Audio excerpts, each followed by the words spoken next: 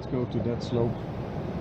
In today's video I show you a sequence where I am trying to find lift. So the slope ahead is my target. There is slight northern wind, so that should work, I think. That slope.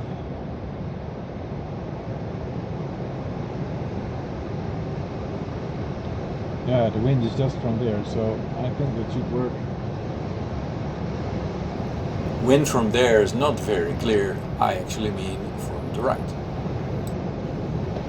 So at this point in the flight, I have just used the engine to cross the valley towards the Oberseetal and expecting to find some lift right ahead of me in the direction of the clouds, although I will never get to that cloud.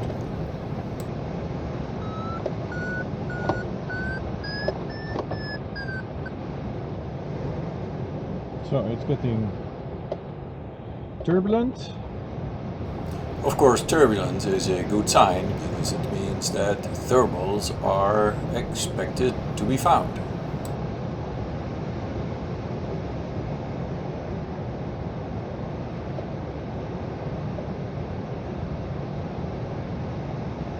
Here I sink with 2 meters. My God.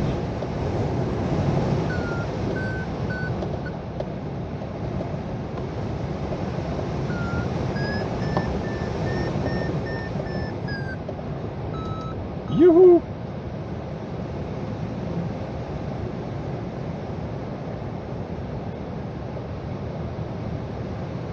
Okay, lost 150 meters just flying 2 kilometers. Crazy. The Archaeopteryx cannot fly really fast, so 60-65 is kind of the maximum speed, otherwise the rate of descent starts to increase dramatically, which means you have to be quite patient to find lift.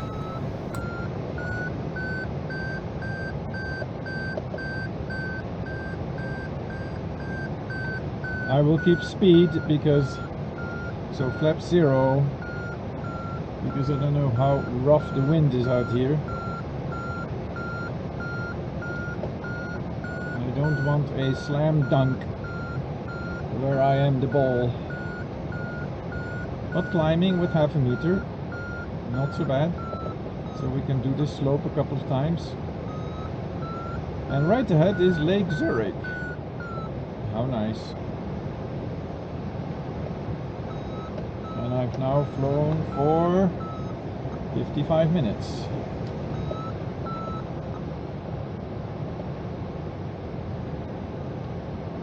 Perhaps just toward ahead on the left I will find some thermals because there's sun and wind.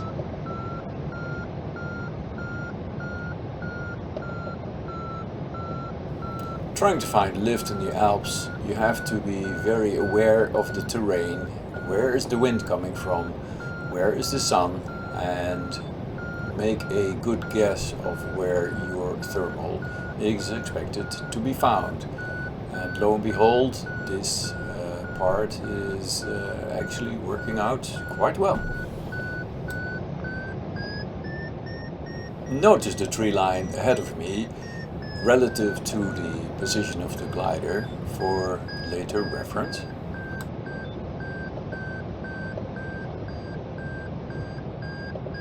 Yeah, here's a whole meter. So let's turn around.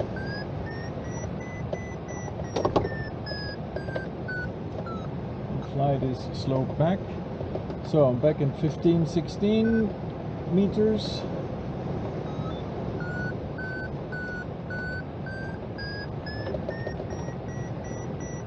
Yoo-hoo! So at this point you see that I do not fly full circles, I fly 8s, which is to avoid getting too close to the terrain. And you also notice that at this altitude, the moment I turn away from the terrain, the lift kind of stops because then I'm too far but that is just the nature of the beast.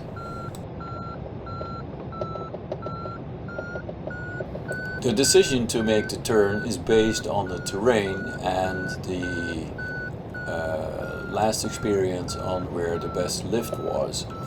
So you constantly are monitoring, where am I, where is the best lift, and make the turn to ensure you stay in the lift the longest time.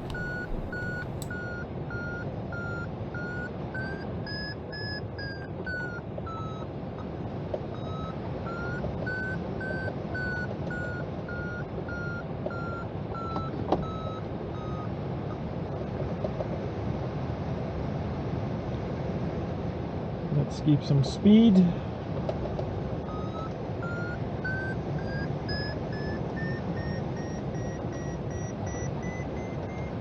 Here's a thermal, but I can't turn here. It's too dangerous.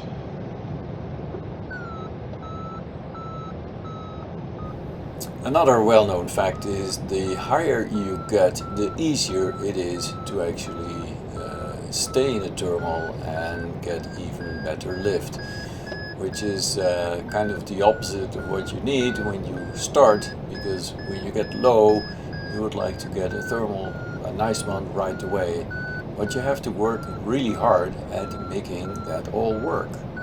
Now here, notice the position of the tree line. You see I am much higher now, so it's actually working.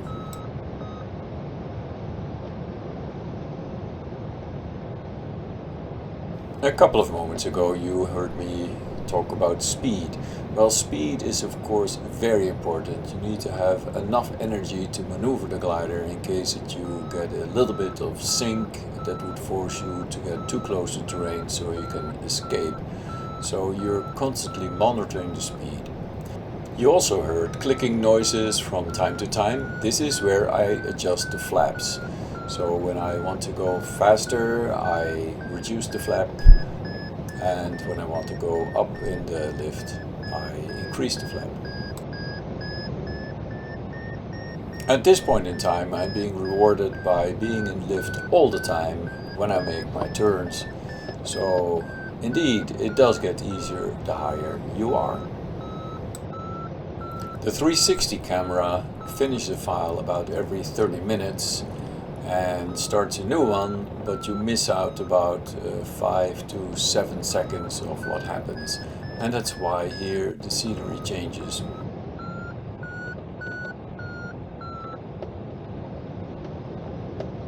So at this point I am at about the same altitude as the top of this hill, which means that I have successfully managed to find lift, fly my 8s and get to altitude.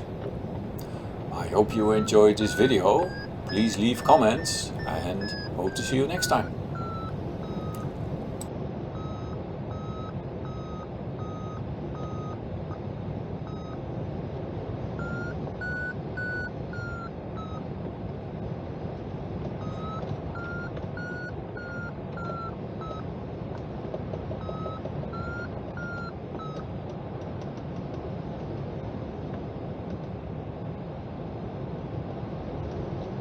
Okay, 1630.